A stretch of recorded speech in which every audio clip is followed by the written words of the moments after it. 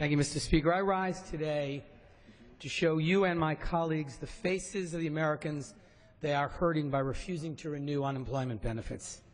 Just 3 days after Christmas, this House leadership left these people out in the cold. It made it more difficult for them to provide for their family, to buy food, to pay their mortgages, or pay their rent. It's been 4 months since the House Republican leaders turned their back on millions of unemployed Americans, and the situation grows more dire for these individuals and their families with each passing day. For far too long, this Congress has described the long-term unemployed in numbers, figures, and statistics only. Well, today, I hope that will begin to change, and that the Speaker and other Republican leaders will understand what's happening to real people because of their refusal to extend unemployment benefits.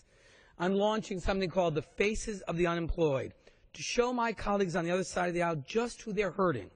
This poster board will be outside my office, and we'll be adding people to it as they share their stories.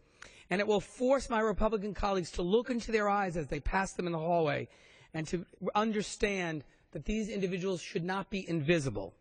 Mr. Speaker, I want you and all of my colleagues to look at these faces and explain to your colleagues and to America why you won't allow a vote that will help them put food on their table, pay their rent, and provide for their families.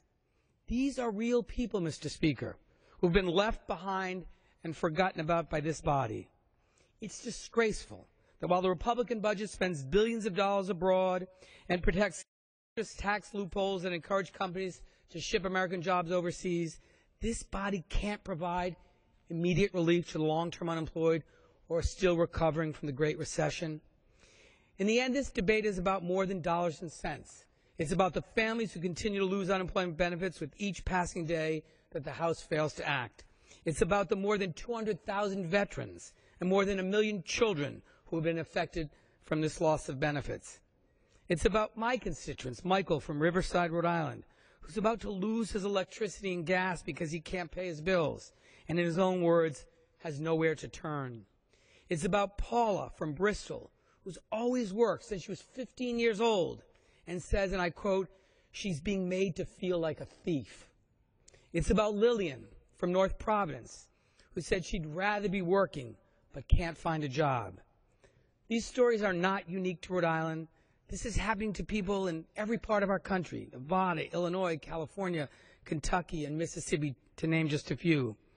These people aren't Republicans or Democrats. They're hard-working Americans who can't find work and need our help. It's time to put aside our differences and come together to provide immediate relief to these struggling families. In tough times, Congress has a long-standing history of extending these benefits, as we saw during the Bush administration. And I urge Speaker Boehner to look at the faces of these unemployed Americans and hear their stories so that we can work together to solve this problem as we have in the past. These photos and stories will be posted outside my office, and I hope many of my colleagues will do the same, to serve as a reminder that this is about the individuals and the families who are hurting every day because we've not extended this critical lifeline. I hope this will put a face on the real stories of the people who are hurting, and it will cause the Speaker to bring a bill to the floor that will extend unemployment so that we can answer that we're doing everything we can to help those most in need. And with that, I yield back, Mr. Speaker. Gentlemen.